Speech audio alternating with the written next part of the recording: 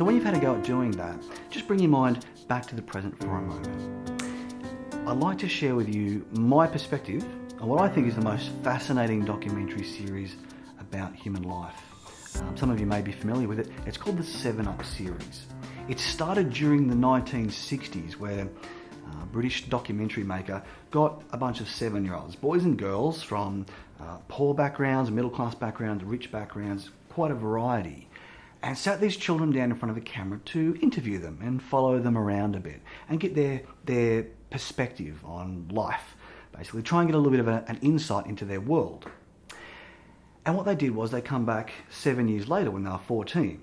So they went from primary school age to high school age, and then they come back again when they were 21 and continued that same pattern every 7 years. And these people are now in their 60s, and every 7 years they've been followed up to sort of trace the patterns of their life. Now, different people, I guess, will come up with different conclusions or observation about this series, but if you've ever got a chance to check it out, it's really fascinating. But I think what most people would see in that series is the, I guess, almost sad reality that most people don't tend to change much throughout their life. If you look at a person's upbringing in their primary school, high school, and early adult life, you can pretty accurately predict where they're going to be throughout the entire duration of their adult life. And so I guess the lesson from that is that most people don't change, and yet some people do change. Because there's been plenty of people who have gone on to live a remarkable life who, had you have sat down and interviewed them when they were 7 and 14 and whatnot, probably wouldn't have shown any particular signs of anything special at all. And so, even though it would appear that most people don't change, the reality is we can. It's just that most people don't know how. And so what I'd like you to understand is the thing about human beings, in fact this is true of all animals, is that we tend to operate in these fairly predictable patterns. And the reason that we do this is because our neurology, our unconscious mind, and that's a concept you're going to become much more familiar with as we go on, everything about our body and our neurology is designed to almost magnetically drive us towards that which we instinctively sense as being familiar. We are just geared towards familiarity, doing what we know from our past. Which is why most people don't change, and yet they can, they just don't necessarily know how. Have you ever known somebody who just kind of seems to keep falling into the same traps, keeps doing the same problematic pattern over and over and over again, like they're stuck? And again, it's a lot easier for us to identify that when we see it in somebody else, but the reality is we all do this in some way, shape or form. Maybe some people do it in ways that are more obvious than others, but that's part of being human. In fact, all animals do it. It's an instinctive survival mechanism. During caveman times, familiarity represents safety.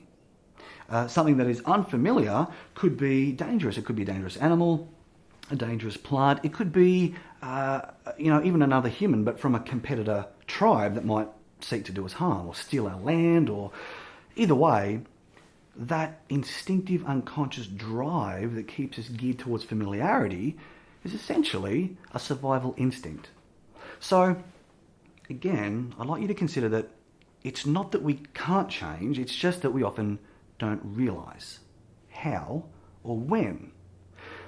But what I'd like you to become aware of is that every now and then we have these moments in time, these moments that I call pivotal moments, where we could go one way or another, okay? And even though we keep sort of seemingly going around and around in these familiar sort of roundabout of behavioural patterns, every now and then we sort of hit this fork in the road where we could take a right turn and keep going around the roundabout, or we could take a left turn and exit the roundabout. The thing is though, if it were that simple, the question is, why don't more people do that more often? And here's the simplest reason why.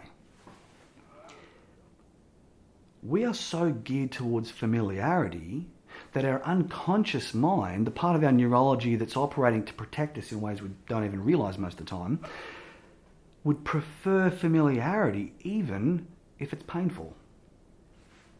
That moment that you choose to exit the roundabout and do something that you're unfamiliar with, it doesn't always feel comfortable. It usually feels a little bit unnatural, a little bit weird, uncomfortable. The way that you'll absolutely know for certain you're on the right track is when it feels almost like you don't deserve to be there. And maybe up here, you can sort of consciously recognize the reality that that's just a feeling. But in that moment where you sort of decide to take the exit, that's usually how it's going to feel. It's going to feel like, ooh, I'm going to get in trouble for being here. I don't deserve this reward, even though you can consciously realize that that's just a feeling. And because most people don't realize that, what they tend to do is just go straight back on the roundabout and keep going.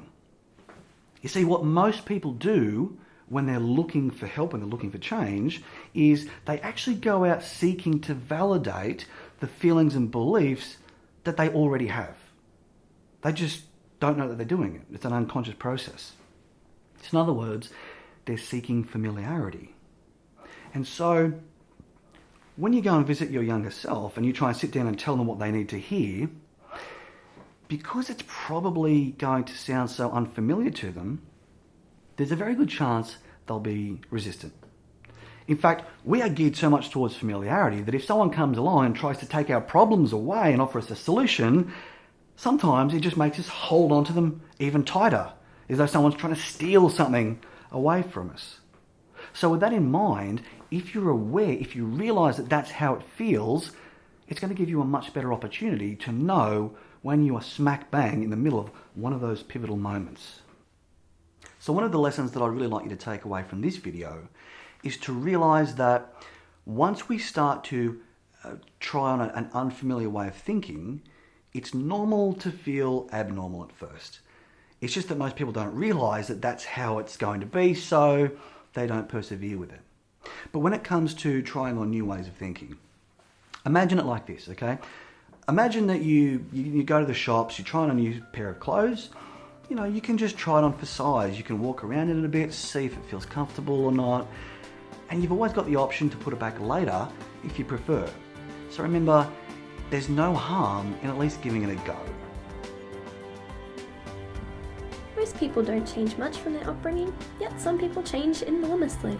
So, whilst people can change, they often don't, because they don't realise that it's normal to feel a bit vulnerable during those crucial, pivotal moments where you have the opportunity to break free from the painful roundabout that you've been stuck on. It all comes down to how you recognise those pivotal moments and how to handle those feelings. In the following lessons, Stuart will show you exactly what you can do to break free of the cycles you've been stuck in by trying on new ways of thinking.